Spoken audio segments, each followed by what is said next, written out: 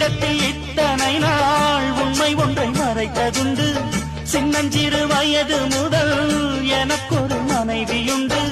கோபம் கொள்ள வேண்டாம் அம்மா,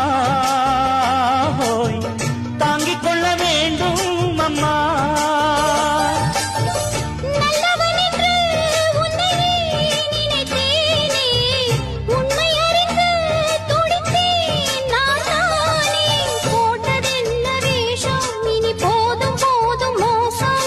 நான் சொன்ன சம்சாரம் எந்தன் சங்கீதம், இதை கண்டு கொள்ள முடியாமல் ஆர்ப்பாட்டமா?